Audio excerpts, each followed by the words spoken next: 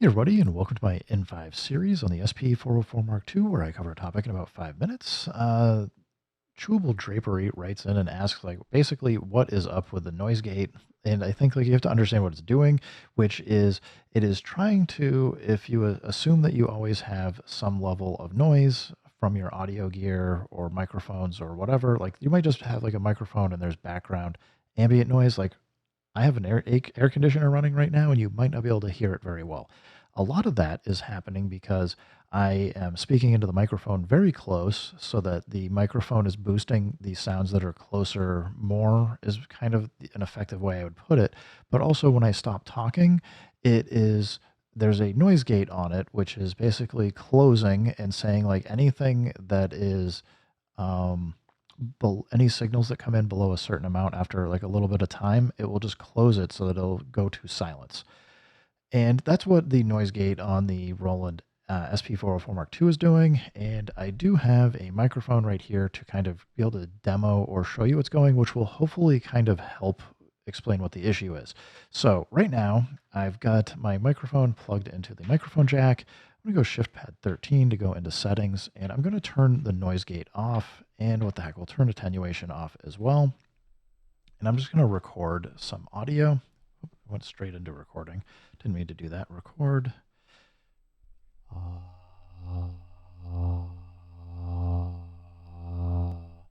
So by doing that, what you should expect, because all I was doing was just taking the microphone and moving it closer and further away from my mouth, we should have a nice smooth sound where I just like was saying and you can hear it like it's coming in and out. So it's going up like higher, lower, higher, lower. Now, if I come in though and go Shift, Utility, and go into System Settings, let's say we're gonna go all the way to the other extreme. We're gonna go to negative infinity. And what that's saying is with noise gate off, it's just not doing anything. But with noise gate to negative infinity, it is going to take whatever signal once it's below a certain volume, and it's going to just make it gone. It's going to be as close to silence as you can get. So let's just record this.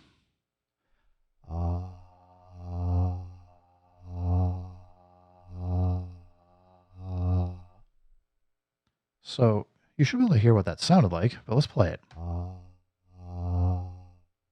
Sounds a little bit more unnatural, doesn't it? Well, what's happening is once it goes below a certain threshold for volume, it's just saying, okay, we're going to 0, and basically it's just getting rid of that signal in sound. There are some various levels in between. So if we go Shift Utility back into System, you can go to like negative 9 dB, and as an example, and this will be less intense. It's just basically going to try and like once the filter is closed, it's going to drop anything in that noise floor about negative 9 dB. Negative 12 dB is going to be a little bit lower. Negative 18 is going to be a little bit lower than that. And then obviously negative infinity is basically trying to just drive that signal down to 0 dB or as close as it can get. So like again, I'll just do this test again at negative 9 dB and just show you.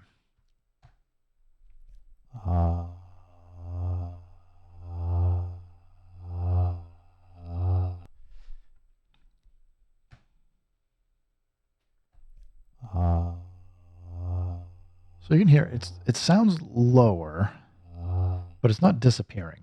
So like the way you should be thinking about the noise gate setting is kind of how noisy is your input coming from, and what kind of an effect do you want to it to have on your audio. If you set it to negative infinity, then it's going to try and just eliminate anything that's below a certain volume level, which may be what you want. Like if you're like just playing like and just recording like one drum hit at a time or something, you might want to be like, okay, I hit the kick drum or snare or hi-hat, record that sound in, and then I want it to be silent afterwards. So, but that can cause you some problems. Like if you're playing like a crash that has like a very long tail on it, you may all of a sudden find it has like an unnatural cutoff. So it really is going to depend on a case by case situation on what you're trying to record, what you're trying to do, and how you want the SP404 Mark II to behave.